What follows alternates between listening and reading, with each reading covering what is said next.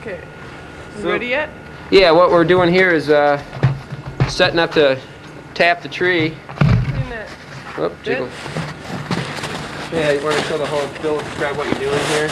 You're going to sterilize the drill bit in alcohol, what little bit is left in this bottle of alcohol.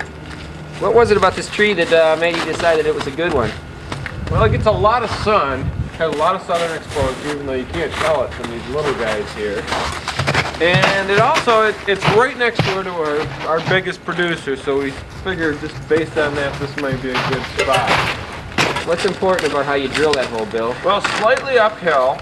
You want to choose a spot above a big root, in between a big root and a branch. This looks like it's fairly juicy, fairly pulpy coming out of here. It looks like a good... Yeah, let's see if I can get a good angle on that while you're still drilling.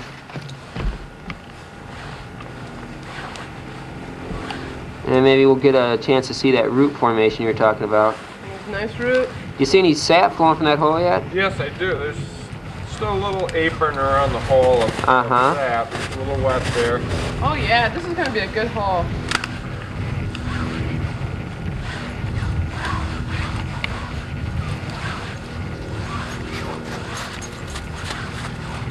And what about when you're removing the bit? What's the technique there, Bill? Well, what you do is you continue to, well, you got to back it out a little bit or you get stuck, but you want to continue to bore clockwise so that it removes all the pulp as you withdraw the drill bit. Uh-huh. Oh, look at it.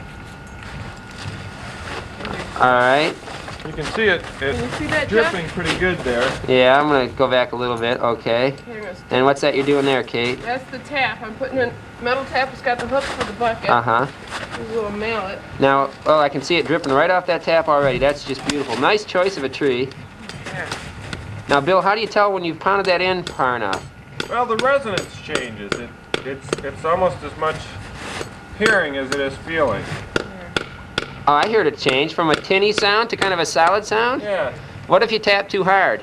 It'll crack the tree and you'll lose your sap above where you're trying to gather.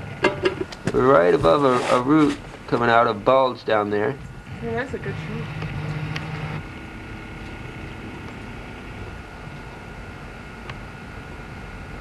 I can hear it.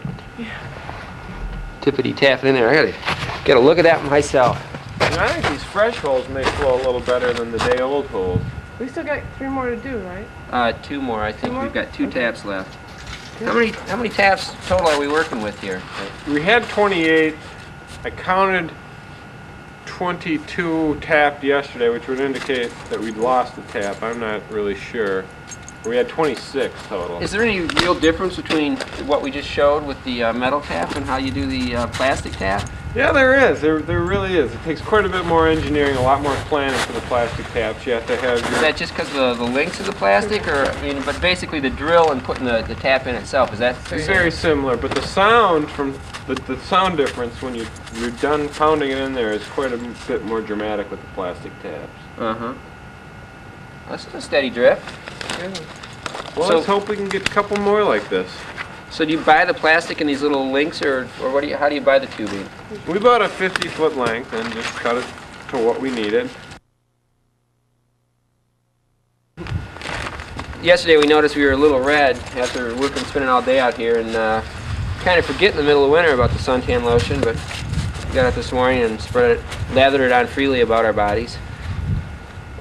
Well, let's move on. Which is a different video altogether. Well, we picked another tree here for a couple of reasons. One, it's kind of out by itself in the sun, nice and tall, and then it spreads out up the top. You like the bigger the top in terms of these branches and stuff, the better off you are. Okay. Yeah. Where do you think we should put the tap into this tree? Well, I think we've got 2 choices here. We've got a root here we could go above, and a root there we could go above. Uh-huh. You know, if we had some more plastic taps, which we ran out of in tea, we could probably do 2 in this tree. Would you say it's big enough for 2 taps? Oh, certainly. What is it? 12, 18 inches. 18 inches is about our cutoff for that. Okay, well let's... So we're going to tap this one? Yeah. Now, how far up the tree do you think we want to go in this? Not too bad. Yeah, right about there's good. 3 to 4 feet off the ground is what we usually try to do. Of course, if the snow was deeper, we'd have to compensate, and it wouldn't be off the ground level. It'd be where the real dirt is, because if the snow melts, you don't want your taps to be way up here. You can't empty your buckets. Good point. Yeah. Is it a lot of work to put that send that drill bit in there, Bill? Well, if you were doing 1,200 trees, it might be. And that's what typically a commercial operator might have. The small backyard operation we're doing here, it's really not that much of a chore. It looks like it's kind of oozing and dripping there. Not really. This may be, well, there's a little moisture around it, so we don't have a dry hole here. But it's not the producer that's last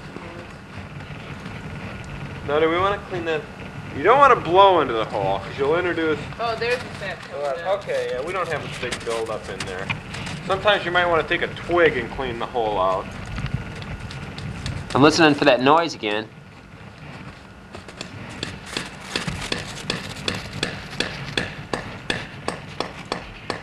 Sure. You guys change? Yeah. Right now, do we have a bucket here? No, you don't have a Here, bucket. let me. Uh-oh, bucket. we're losing sap then, aren't we? Yeah, it's coming Is it up dripping? all of a sudden. Oh, look at that. 2 drops at once. Look at that. You got a good close-up on that. Not really a way to catch that, short of a bucket.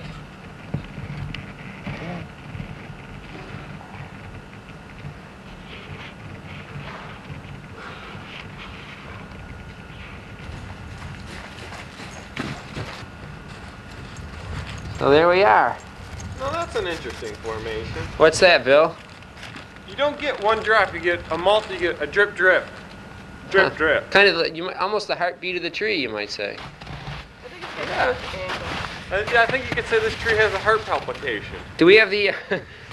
do we want to put something over these since they're new and they don't have any ice? I noticed we had some foil over the top of some of these buckets. Keep the stuff out. I guess you took that off so the ice from yesterday would melt? Yeah, I think the filtering process really takes care of most of the debris that falls in. So if we were going to leave things for a few hours, we might want to put some covers on it if we thought it'd be a problem. Or if it were going to rain. Over where? We got all our supplies? Yeah.